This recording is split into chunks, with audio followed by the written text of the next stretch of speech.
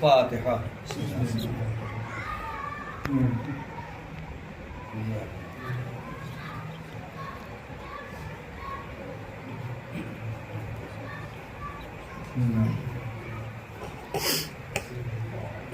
حسبنا اللہ ونعم الوکیل نعم المولا ونعم النصیر.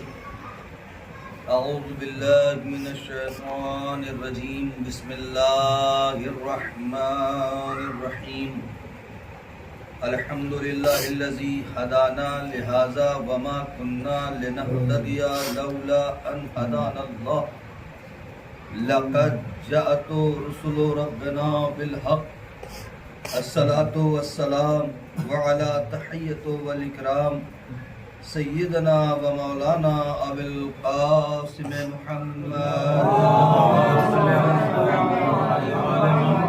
وأہل بیتہ الطیبین الطاہرین المعصومین المظلومین ولعنۃ اللہ علی اعدائہم اجمعین من یومنا ھذا الی قیام یوم الدین.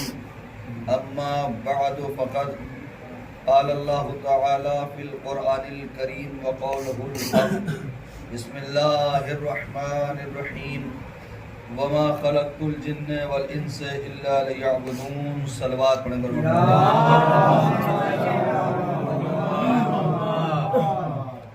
عزیزان گرامی، بزرگان محترم اور مہمانان خدا یعنی روزہ داروں، ہماری آپ کی گفتگو اس ماہ مبارک رمضان میں اس آیہ مبارکہ کے سلسلے سے چل رہی ہے کہ پروردگار عالم اعلان کر رہا ہے کہ نہیں خلقت کی میں نے جنات و انسانوں کی، مگر ان کو خلق کیا ہے جو میری عبادت کرتے ہیں. پروردگار عالم نے پہلے انکار کیا ہے خلقت کا، پھر اقرار کیا ہے خلقت کا، مگر ان لوگوں کی خلقت کا اقرار کر رہا ہے جو اللہ کی عبادت کرتے ہیں. وما خلقت الجن والانس الا لیعبدون. ہرگز ہرگز ہم نے خلقت ہی نہیں کی ہے جنات و انسانوں کی مگر وہ کہ جو میری عبادت کرتے ہیں. ایک بات تو روز روشن کی طرح واضح ہو جاتی ہے کہ اللہ کی خلقت، اللہ جو دعویٰ کر رہا ہے اور اپنا بندہ جسے بنانا چاہ رہا ہے، وہ اپنی تمام مخلوقات میں سے صرف اسے اپنا خاص بندہ کہتا ہے جو اس کی عبادت کرتے ہیں. اس کے علاوہ دنیا میں جتنی مخلوق ہیں وہ ایسے ہی ہیں جیسے دنیا میں تمام مخلوقات ہیں. مثال کے طور پر جانور عبادت نہیں کرتا، اللہ کہہ رہا میں یہ بیکار لوگ ہیں. پیڑ پودے ہیں بہت سے جو عبادت کرتے ہیں، بہت سے نہیں کرتے ہیں. انسانوں میں بھی بہت سے ہیں جو اللہ کی وحدانیت کو مانتے ہیں، بہت سے نہیں مانتے ہیں. تو جو اس کی وحدانیت کا انکار کرتا جائے گا، اللہ بھی کہہ رہا ہے کہ میں بھی تخلیق سے انکار کر رہا ہوں. صلوات پڑھیں بر محمد. یہ بات ہے. اور اس آیہ مبارکہ کے ذیل میں ہم نے اب تک جو گفتگو کی تھی وہ طہارت کے سلسلے سے کہ مضاف پانی اور مطلق پانی اور وضو اور غسل، اور اس کے بعد ساتھ ساتھ یہ بھی مسئلہ واضح ہوا تھا، بیان کیا گیا کہ آپ کے پاس اگر پانی نہ ہو تو پھر آپ تیمم کریں گے. خشک اور پاک مٹی پر تیمم کیا جائے گا. تیمم کا طریقہ بھی بتلایا، آپ کی خدمت میں عرض کیا. مرتبہ صلوات پڑھیں بر محمد. یہ چیزیں کیوں رکھی پروردگار عالم نے؟ اچھا، میں نے آپ کی خدمت یہ بھی عرض کیا تھا کہ تیمم کے بعد یہ تو تیمم ہو یا غسل ہو، تیمم کے بھی بدلے غسل کے بھی ہوتا ہے اور بدلے وضو کے بھی ہوتا ہے، یہ بھی وضاحت رہے. اور غسل کے بدلے بھی تیمم ہوتا ہے اور وضو کے بھی بدلے. ترتیبی اور التماسی کی شرط نہیں ہے تیمم میں. اگر کوئی سوچے جیسے غسل ہوتا ہے ترتیبی اور التماسی، دو طریقے ہیں غسل کے، لیکن تیمم کا دو طریقہ نہیں ہے. تیمم کا ایک ہی طریقہ ہے، وہ ہے ترتیبی. اسے آپ التماسی نہیں کر سکتے. التماسی کی شرط یہ ہے کہ کوئی ایسی جگہ ہو جہاں پانی بہت زیادہ ہو اور آپ کا پورا بدن ڈوب جائے، تب التماسی ہوتا ہے. ترتیبی جہاں پر مختصر ہوگا اور پورے جسم کو ڈبونے کی یا مٹی میں ملنے کی شرط نہیں ہے، لہذا یاد رکھیے گا تیمم کبھی ترتیبی اور ارتباطی میں نہیں بانٹا جائے گا، صرف اور صرف ترتیبی رہے گا۔ دوسری چیز کی طرف چلتے ہیں۔ یہ تو غسل کی باتیں تھیں۔ یہ حالت جنابت میں اگر انسان مجنب ہو جائے تو اس کے لیے بدلے غسل کے بھی تیمم ہوگا اور بدلے وضو کے بھی، اور وہ طریقہ بھی بتلایا تھا کہ غسل جنابت یا تیمم جنابت کے بعد اگر آپ نماز پڑھنا چاہیں تو آپ کو وضو کی ضرورت نہیں پڑتی ہے، بشرط یہ کہ وہ علامت ظاہر نہ ہوئی ہو جس سے وضو ٹوٹ جاتا ہے۔ صلوات پڑھیں بر محمد والے۔ وضو ٹوٹنے کے جو وجوہات ہیں، جو شرطیں ہیں، وہ آپ سماعت کر چکے ہیں، پھر ایک مرتبہ دوہرا دوں۔ ریح کا خارج ہو جانا، نیند آنکھ اور کان پر غالب ہو جانا۔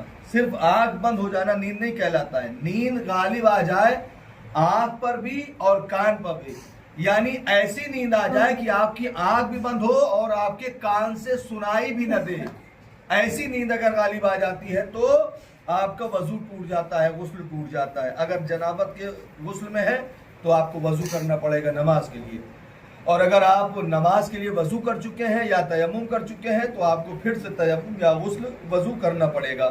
تو یاد رکھیے گا، ریح خارج ہو جانا، آنکھ کان پر نیند کا غالب آ جانا، یہ وضو کے ٹوٹنے کی وجوہات ہوتی ہیں۔ اور وہ بہت بڑی بڑی وجہ ہے، یہ وہ وجہ ہے جو بالکل عام ہے۔ جنرلی طور پر انسان وضو، مثال کے طور پر یہاں سے وضو کر کے آپ نکلے، مسجد پہنچتے پہنچتے ریح خارج ہو گئی، یا پیشاب آ گیا آپ کو، یا آپ پیخانہ کرنے کے لیے چلے گئے، تو ایسی صورت میں آپ کا وضو ٹوٹ جاتا ہے اور وہ غسل بھی ٹوٹ جاتا ہے۔ دیکھیے اس مسئلے کو بہت ضروری ہے سمجھنا۔ آپ غسل واجب کیا، آپ نے غسل واجب کرنے کے بعد، مثلاً مجنب ہونے کے بعد آپ سیدھے نماز کے لیے چلے گئے، پڑھ سکتے ہیں آپ، لیکن ادھر ریح خارج ہوئی، پیشاب پاخانہ یا نیند آ گئی آپ کو، اب آپ کا وضو، وہ غسل ایسا نہیں کہ آپ نماز پڑھ سکیں۔ اب آپ غسل جنابت سے تو فارغ ہو چکے ہیں، لیکن نماز کے لیے آپ کو وضو کرنا پڑے گا۔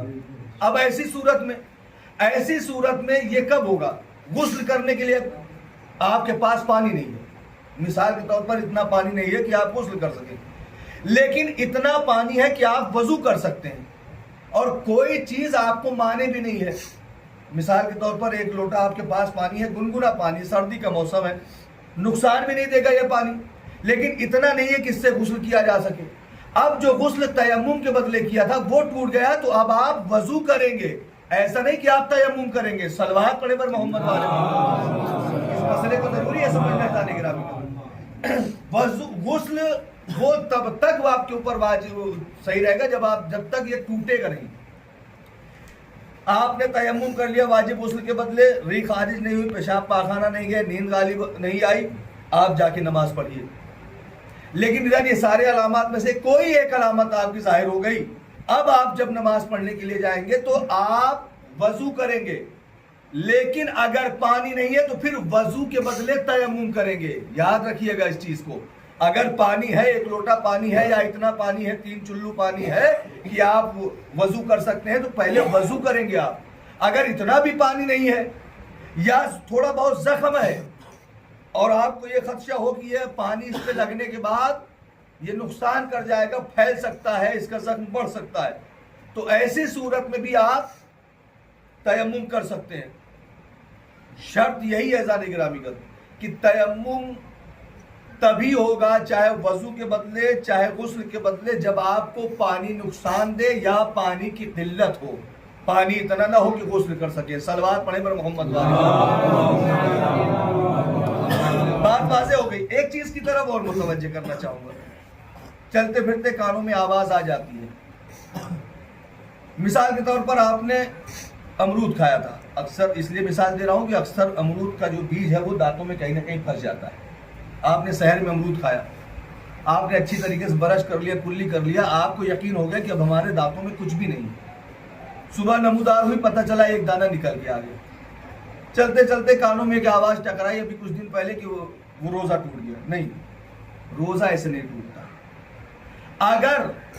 اگر دانت میں ریسا بھی اگر پھنسا ہوا ہے اور آپ کھانے کے بعد فوراً یہ کر چکے ہیں، قیلولہ کر چکے ہیں، اور دانت کریک چکے ہیں, آپ کو یقین ہو چکا ہے پوری طریقے سے صاف ہے, لیکن اگلے لمحے میں آپ کو پتہ چل رہا ہے کہ نہیں ہے کچھ, تو اس کو نکالنے سے روزہ نہیں ٹوٹتا ہے. یاد رکھیے گا, ایسا نہیں ہے. بہت سے لوگ کہتے ہیں ارے یہ ریسا نکل گیا, رات میں گوشت کھایا تھا, صبح ریسا نکل رہا ہے تو روزہ ٹوٹ جائے گا. نہیں, ایسے روزہ نہیں ٹوٹتا. ایسے ہی چلتے چلتے کانوں میں ایک آواز آئی تھی کہ وضو ٹوٹ گیا. کوئی گٹکا کھا کے آیا ہوگا, اس نے اچھی طریقے سے کلی وغیرہ کی اور وضو کیا اور نماز میں چلا گیا. نماز بعد اس کے منہ سے گلی نکلی تو آگے سوال کرنے لگے, مولانا کیا میرا وضو ٹوٹ گیا تھا؟ میرے منہ میں میرے دانتوں میں بند نہیں. وضو ایسے بھی نہیں ٹوٹتا ہے. وضو ٹوٹنے کی کیا شرط ہے؟ پیشاب, پاخانہ, نیند کا غالب آ جانا, ری کا خارج ہو جانا, منی کا خارج ہونا, اور بڑی چیزیں ہیں باقی وہ تو واجبات میں. حدث اصغر پیشاب پاخانہ میں آتا ہے, ری خارج میں آتا ہے, ٹھیک ہے. اس کے علاوہ یہ نہ تو روزے کو باطل کرتا ہے نہ ہی کسی اور چیز کو. اگر دانت میں کوئی چیز پھنس کے نکل آ رہی ہے, کوئی چیز بعد میں نکلتی ہے, نہ تو روزہ باطل ہوگا اور نہ ہی وضو باطل ہوگا. یاد رکھیے گا. صلوات پڑھیں بر محمد والے.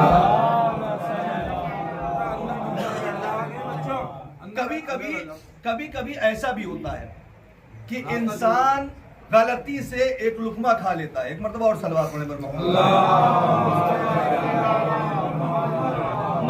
مثلا پہلی رمضان ہے, 11 مہینے خوب جم کے ہر وقت کھاتا ہوا آیا تھا.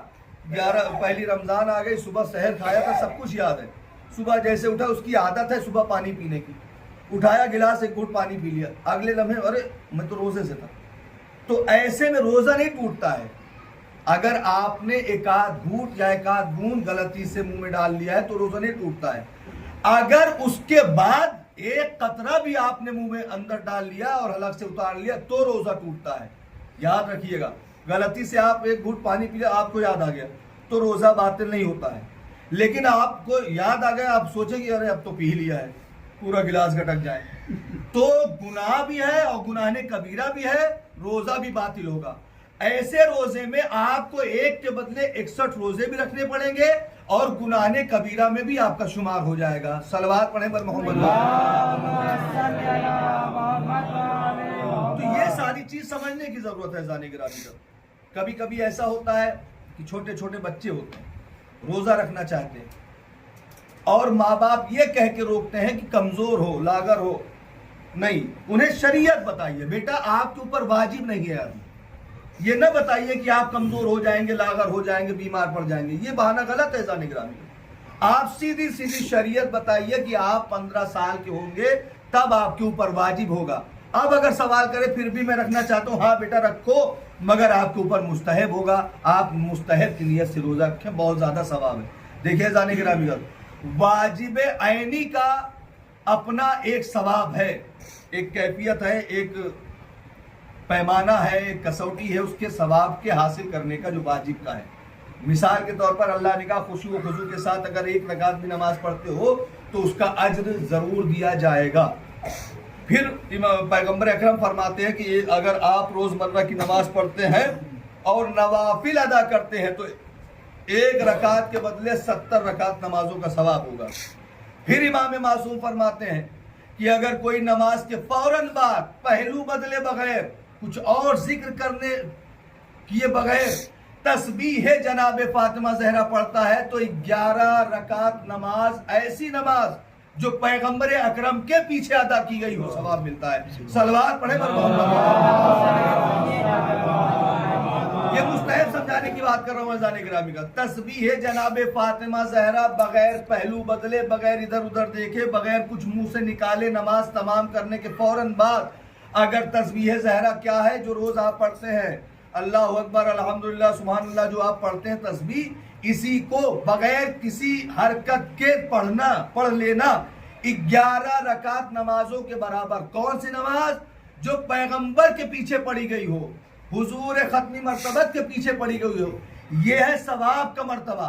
اسی طریقے سے جب نابالغ بچہ یا بچیاں روزے رکھتی ہیں تو پروردگار عالم 1 روزے کے بدلے 70 روزے کا ثواب ادا کرتا ہے. صلوات پڑھیں بر محمد. تو لائق حمد ہے, لائق تعریف ہے وہ ماں باپ جو اپنے بچوں کو روزہ رکھنے سے روکتے نہیں ہیں, بلکہ شریعت بتاؤ آپ, آپ شریعت بتاؤ، آپ سمجھاؤ. اچھا اسلام نے قانون یہ بھی بنایا ہے، اگر اسلام کا قانون یہ ہے کہ 15 سال کا لڑکا اور 9 سال کی لڑکی کو آپ واجب روزہ نہیں رکھوا سکتے، واجب نماز نہیں پڑھوا سکتے ہیں، تو پھر یہ بھی قانون بنایا ہے کہ 5 سے 7 سال کی عمر میں آپ اپنے بچیوں کو اس لائق بنا دو کہ وہ آپ کو بتانا ہی نہ پڑے کہ کب 15 سال کے ہوگے، کب روزہ واجب ہوگا. 7 سال کی عمر تک علی علیہ السلام فرماتے ہیں کہ 7 سال کا بچہ ہو جائے تو اپنے بچے کو تنبیہ کرو سختی کے ساتھ، انہیں بتاؤ کہ کب تمہارے اوپر روزہ واجب ہوگا، کب تمہارے اوپر نماز واجب ہوگی، کب تمہارے اوپر غسل واجب ہوگا، تاکہ جب وہ 15 سال کا ہو اور اس کے جسم میں علامت ظاہر ہو تو پھر تمہیں بتانے کی ضرورت نہ پڑے کہ بیٹا غسل کر کے نماز ادا کرو. صلوات پڑھے بر محمد. یہ ضرورت نہ پڑے، کیونکہ 15 سال کا بچہ ہونے کے بعد ماں باپ سے شرم و حیا آنے لگتی ہے. اور یہ بھی ہے مولا علی علیہ السلام کا قول کہ 7 سے 8 سال کی عمر کے بعد اپنے بچوں کے بستر الگ کر دو، تاکہ ان کے اندر تہذیب، تمدن، ادب، یہ ساری چیزیں آنے لگے، سمجھنے لگے وہ. کیونکہ 7-8 سال کا بچہ جب آپ گورنمنٹ سروس وہ کیا کہتے ہیں سفر کرتے ہیں، ابھی میں ایک مرتبہ پھنس چکا ہوں ایسے ہی. دیکھیے زانے گرامی کا 6-7 سال کے بچہ ہم چاہے جتنا پوشیدہ کر لیں، چاہے جتنا بچا لیں، لیکن جو واقعاً صاحب اولاد ہیں، جنہوں نے پرورش کی ہے 7-8 سال کے بچوں کو، وہ اچھی طریقے سے جانتے ہیں کہ ہمارا بچہ کس لائق ہو چکا ہے. سفر کر رہا تھا ٹرین پہ، ہاف ٹکٹ لے لیا، ٹی ٹی آیا، میں نے کہا ابھی سر 7 سال کا نہیں ہوا ہے. بچہ ہنسنے لگا، دانت ٹوٹے تھے، کہنے لگا حافظ جی 7 سال کی عمر میں بچے کے دانت ٹوٹ جاتے. تو جب یہ میں کہنا یہ چاہتا ہوں، جب یہ عام انسان اتنا پرکھ رکھتا ہے تو وہ جو خالق کائنات ہے وہ کتنی پرکھ رکھتا ہوگا. صلوات پڑھے بر محمد وآل محمد. یہ ساری چیزیں بچوں کے لیے نہیں پڑھ رہا ہوں، ان لوگوں کے لیے پڑھ رہا ہوں جو چپکے سے گھروں میں بیٹھ کے کھانا کھاتے ہیں ماہ رمضان مبارک میں. میں ان کے لیے پڑھ رہا ہوں. میں نے اس دن بھی عرض کیا تھا، بچے کو جب استاد نے اپنے کلاس میں بچوں سے کہا کہ جاؤ یہ ذبح کر کے لاؤ ایسی جگہ جہاں خدا نہ دیکھتا ہو، تو اکثریت گمراہ تھی، اکثریت ذبح کر کے لائی. ایک چالاک تھا، وہ ذبح کر کے نہیں لایا. تو میں یہی کہنا چاہتا ہوں، علی نے فرمایا میرا چاہنے والا ہوشیار ہوگا، عقل مند ہوگا. صلوات پڑھے بر محمد. تو عقل مند بنو. عزیزان گرامی، علی علیہ السلام آپ کو پاگل نہیں دیکھنا چاہتے ہیں، مجنون نہیں دیکھنا چاہتے ہیں، سنکی نہیں دیکھنا چاہتے ہیں، آپ کو ہوش مند دیکھنا چاہتے ہیں، باہوش دیکھنا چاہتے ہیں. یہ کیا ہو جاتا ہے، مولوی کو دیکھنے کے بعد ہوش آتا ہے کہ ہاں رمضان کا مہینہ چل رہا ہے، ہمیں روزے رکھنے چاہیے. چپکے سے بیڑی اٹھا کے پھینک دو، چپکے سے گٹکا جا کر تھوک دو، اور گھر کے اندر آنے کے بعد اتنے مجنون ہو جاتے ہیں، اتنے پاگل ہو جاتے ہیں کہ بھول جاتے ہیں کہ خدا ہر جگہ موجود ہے، شہرک سے زیادہ قریب ہے. یہ معرفت ہمیں لانی پڑے گی اپنے اندر، اور یہ تبھی آئے گی جب ہم اپنے بچوں کو 7 سال میں سکھائیں گے تو 8ویں سال ہو سکتا ہے بچہ بھی سوال کر لے، بابا آپ بھی تو نہیں کھاتے ہیں، آپ بھی تو کھانا کھاتے ہیں دوپہر میں، آپ بھی تو اس طرح سے رہتے ہیں، آپ بھی تو نماز نہیں پڑھنے جاتے. جب یہ سوال بچہ کرے گا آٹومیٹک، اگر با ضمیر اور با ظرف انسان ہوگا تو بچے کو تھپڑ نہیں مارے گا، بدتمیز نہیں کہے گا، اگلے لمحے میں مسجد میں ساتھ نظر آئے گا. صلوات پڑھے بر محمد وآل محمد. کیونکہ دین کے سلسلے سے سوال کر لینا یہ بدتمیزی نہیں ہوتی ہے. اللہ رب العزت فرشتوں کے ذریعے، پیغمبر اکرم فرماتے ہیں کہ جب بچے ممیز نہیں ہوتے، ممیز یعنی انہیں تمیز نہیں ہوتی ہے کسی چیز کی، اور جب تمیز نہیں ہوتی وہ بچے تقریباً 5-6 سال کے ہی ہوتے ہیں، 5-6 سال کے بچے کو اتنی تمیز نہیں ہوتی ہے، تو پیغمبر اکرم فرماتے ہیں کہ پروردگار عالم ان غیر مہذب اور غیر مزین بچوں کو 70 فرشتوں کے سائے میں رکھتا ہے پروردگار. اسی لیے ان سے کوئی حرام کام واقع نہیں ہوتا ہے. 6-7 سال کا بچہ جو ہوتا ہے ان سے حرام کام واقع نہیں ہوتا ہے. مطلب وہ شراب نہیں پئیں گے، وہ زنا نہیں کر پائیں گے، ان کے پیچھے 70 فرشتوں کو اللہ رکھتا ہے. جب یہی بچہ 7 سال سے 8 سال کی عمر میں داخل ہونے لگتا ہے تو فرشتے ہٹ جاتے ہیں. اب والدین کے اوپر ذمہ داری عائد کر دیتا ہے.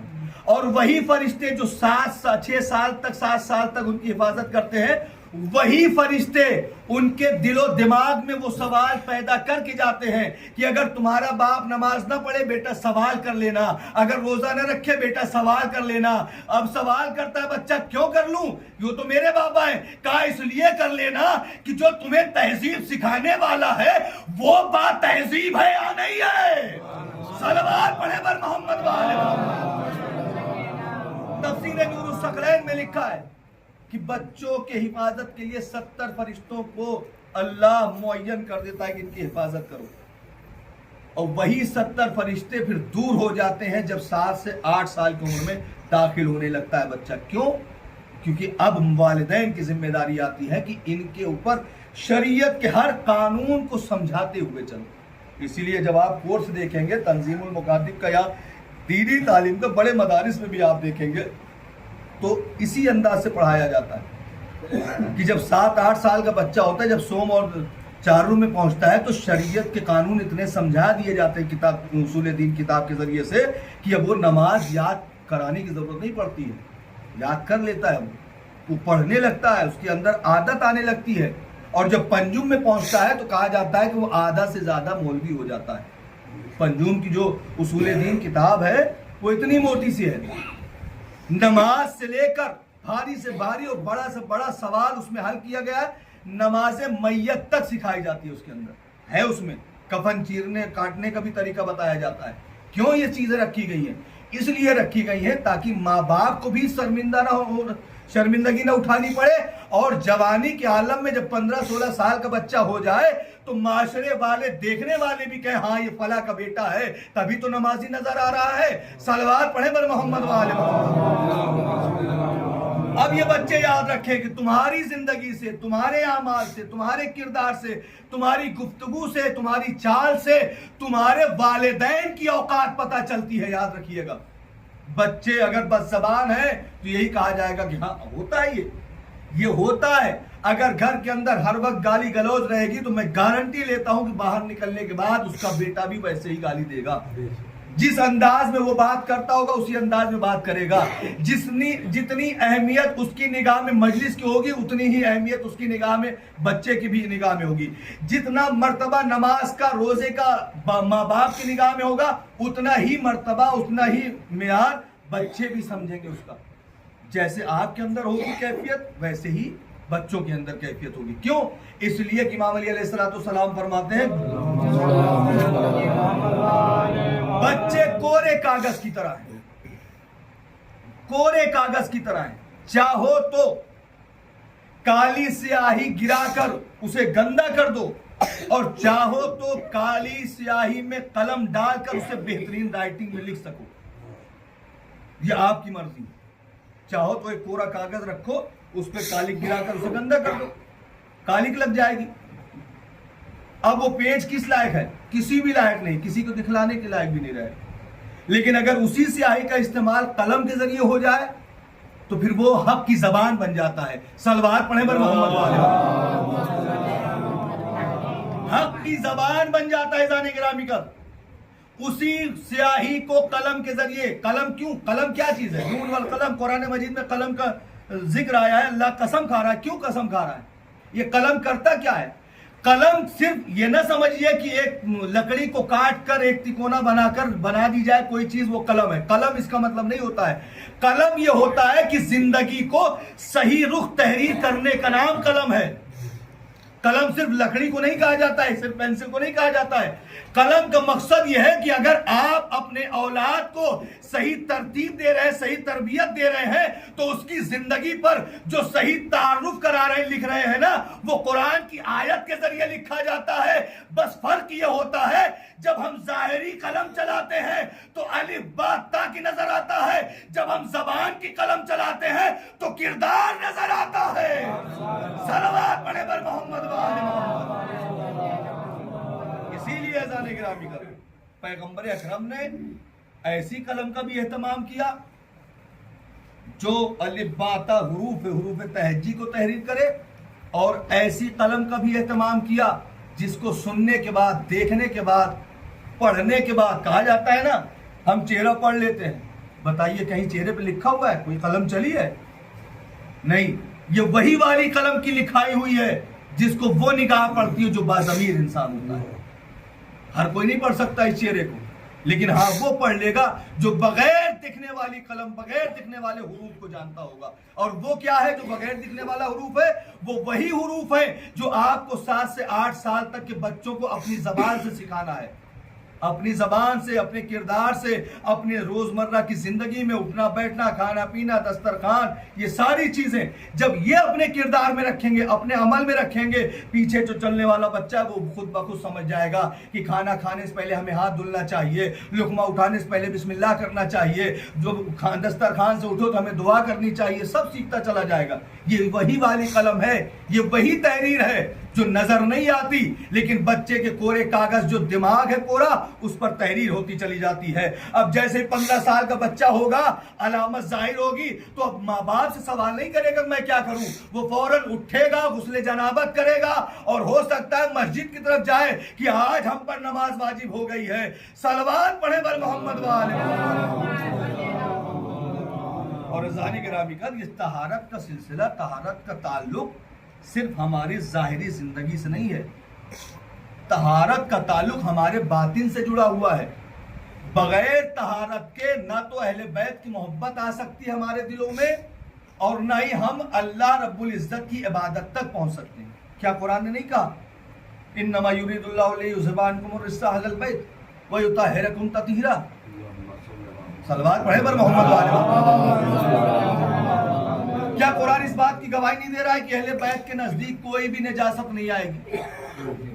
کوئی بھی نجاست۔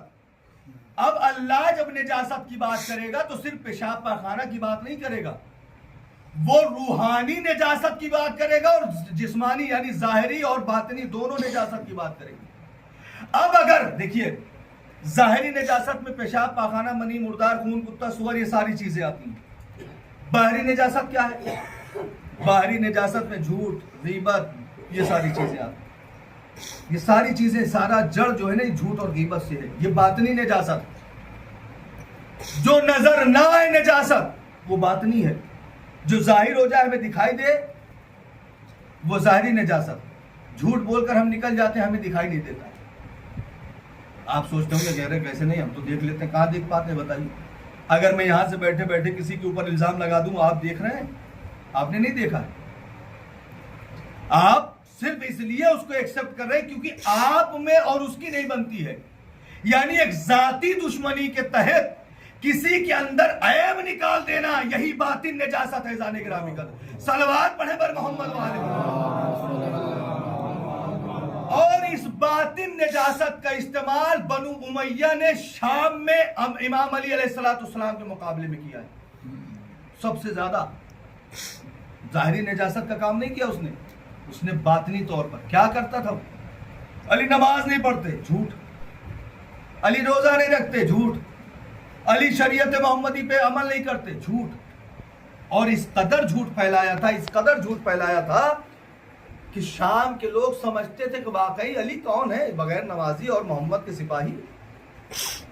مطلب اتنا زیادہ ذہن خراب کر دیا گیا تھا شام کے لوگ۔ اچھا یہی نہیں کہ صرف اتنا کیا کہ اس سے پہلے اور عظیم کام کیے گئے، بڑے بڑے گناہ کیے گئے۔ معاویہ نے اس سے پہلے اور زیادہ خطرناک کام کیا۔ حرام غذا، یہ بھی آپ کے روحانیت کو نقصان پہنچاتا ہے۔ آپ دیکھ لیجئے، حرام کا کھانے والا، سود کا کھانے والا، شراب پینے والا آپ کو ظاہری طور پر بڑا ٹھیک ٹھاک نظر آئے گا۔ بیئر پینے والا، بلکہ لوگ کہتے ہیں بیئر پیو موٹے ہو جاؤ گے، صحت مند نظر آئے گا آپ کو۔ حرام کھانے والا حرام کا پیسہ کما کے لا رہا، بڑا بہترین گاڑی میں چلے گا، بہترین لباس پہن کے چلے گا، ظاہر بڑا خوبصورت نظر آتا ہے۔ یہی حال تھا شام کے لوگوں کا۔ معاویہ نے زنا خوری عام کر دی تھی اور لوگوں کو پیسے دے دے کر زنا بھی کرواتا تھا، ساتھ ساتھ منبر رسول پر بیٹھ کر مولا علی کے خلاف مغلظات کرواتا تھا۔ یہ کیا ہوتا تھا؟ لوگ بڑے بن ٹھن کے جاتے تھے، بڑے بہترین لباس میں جا کر ممبر پر بیٹھ کر مولا علی علیہ السلام کے خلاف بھونکنا شروع کرتے تھے۔ دیکھنے میں لگتا تھا کہ یہ بہترین آدمی ہے، بہترین داڑھی، بہترین امامہ لگا کے ابا قبا پہن کر پہنچ جاتا تھا، لیکن اندرونی نقصان ہوتا تھا۔ یہی معاملہ تھا عزیزان گرامی کا، اتنا زیادہ روحانیت، اتنا زیادہ اندرونی طور پر، باطنی طور پر لوگوں کو اتنا زخمی کر دیا تھا، اتنا لعنتی بنا دیا تھا کہ جب شب 19 یعنی 18 رمضان کے بعد جب صبح 19 نمودار ہوئی اور جب خبر شام میں پہنچی کہ علی کو حالت نماز میں قتل کر دیا گیا تو لوگ تڑپ اٹھے، حالت نماز میں، علی نماز میں۔ اب یہاں سے انقلاب شروع ہوتا ہے۔ اب جو شیعان علی شام میں تھے، چھپے رہتے تھے، وہ نکل کے آتے ہیں کہتے ہیں اب دیکھا، اب اپنے آپ کو جھانک کر دیکھو تم نے کتنی بڑی غلطی کی۔ بس عزاداران مظلوم یہ وہ چیزیں ہیں عزیزان گرامی کا جو ہمیں غافل کر دیتی ہیں اہل بیت کی محبت سے، مودت سے۔ لہٰذا ہمیں ان سب چیزوں پر بہت بنیادی طور پر تیار ہونا پڑے گا۔ آج دیکھ رہے ہیں دنیا کا کیا عالم ہے۔ دنیا کا کوئی بھی فرد جو میں سمجھتا ہوں اگر 100% دنیا کی بات کی جائے تو 80% میں گارنٹی لے سکتا ہوں کہ 80% دنیا کی عوام میں ایسے لوگ ہیں جو 60% ہیں، وہ جانتے ہیں کہ ایپسٹین فائل میں ٹرمپ جیسے ملعونوں کا نام ہے۔ وہ جانتے ہیں کہ کتنے بڑے بڑے گناہگاروں کا نام ہے جنہوں نے نہ جانے کتنی بچیوں کو غارت کر دیا، اپنے ظلم کا نشانہ بنایا۔ اس کے باوجود یہ حرام غذا کا ہی اثر ہے کہ ساری دنیا اسی کے ساتھ نظر آ رہی ہے، اور ایک علی کا چاہنے والا، ایک علی کی محبت میں زندگی بسر کرنے والا، ہر روز شہادت کی موت مانگنے والا علی خامنہئی اکیلا۔ یہ وہ منظر نہیں نظر آ رہا ہے آپ کو، شام کا منظر؟ یہ بالکل شام کا وہی منظر ہے۔ امریکہ نے سب کو ڈالر، حرام کے ڈالر اتنے کھلا دیے ہیں کہ سب اس کے دباؤ میں ہے، جو بالکل مافیا نے جیسے کر رکھا تھا پورے شام۔ جیسے خبر وہاں ملتی ہے ہلچل مچی، یہاں بھی آپ نے دیکھا جیسے شہادت کی خبر آئی دنیا میں ہلچل مچ گئی۔ اب لوگ منہ چھپا رہے ہیں کہ کیا کروں، کل تو ہم ٹرمپ کے ساتھ تھے، امریکہ کے ساتھ تھے، اسرائیل کے ساتھ تھے، اب کیا کروں، کیسے اس پالے میں آؤں۔ یہی عالم شام میں تھا جب خبر شہادت امیر کائنات ملی تو لوگوں کو خبر یہ ہوئی کہ حالت نماز میں قتل کیا گیا ہے، تو لوگ گھبرائے کہ اب ہم کیا کریں، ہم تو ہمیشہ لعنت کرتے رہے، ہم تو علی کے خلافت مخالف کھڑے رہے، اب کیسے جاؤں۔ اب جیسے ہی ضربت لگتی ہے عزاداران مظلوم کربلا، اس سے پہلے کے چند لمحے آپ کی خدمت میں تصور شرط ہے، مصائب سننے کی چیز نہیں ہے، مصائب احساس کرنے کی چیز ہے۔ ذرا اس لمحے کو یاد کریں جب امام علی علیہ السلام ارے سحر کا وقت ہوا، ایک مرتبہ روایت کہتی ہے کہ مولا علی علیہ السلام اپنے گھر سے اب سحر کرنے کے بعد جب گھر سے نکلنے لگے، ارے گھر کی ٹوٹی ہوئی سیڑھیوں سے قدم نکال رہے تھے، اتنے میں مرغابیوں نے آ کر دامن پکڑ لیا۔ شاید بے زبانی مرغابیاں آواز دے رہی ہو، اے میرے والیو مولا، اے میرے آقا مولا، آپ مسجد کی جانب نہ جائیں، اس لیے کہ وہاں آپ کے قتل کا اہتمام ہو رہا ہے۔ ادھر مولا کی آواز گونجی ہوگی، فزت برب الکعبہ، آج علی کی کامیابی کا دن ہے۔ علی مسجد میں آئے، روایت یہ کہتی ہے بہت سے لوگ سو رہے تھے، اس میں امام کا قاتل عبد الرحمن ابن ملجم بھی تھا۔ علی نے اسے بھی جگایا، آواز دی ہے لعین چل نماز کا وقت ہو چکا ہے، نماز ادا کر لے۔ لو عزادارو آخری فقرہ ہے، جیسے چاہے سن لیں گے عزادارو۔ روایت کے فقرے یہ ہیں، علی نے نماز ادا کرنا شروع کی، اب جیسے ہی سر سجدے میں گیا ابن ملجم آگے بڑھا، ارے تلوار سے وار کیا، آواز جبرائیل گونجی، قد قتل الامیر المومنین، علی قتل کر دیے گئے، وتحمد الارکان الہدی، ارے دین ہدایت کا چراغ گرا دیا گیا، ارکان ہدایت کو مسمار کر دیا گیا۔ وَسَيَعْلَمُ الَّذِينَ ظَلَمُوا أَيَّ مُنقَلَبٍ يَنقَلِبُونَ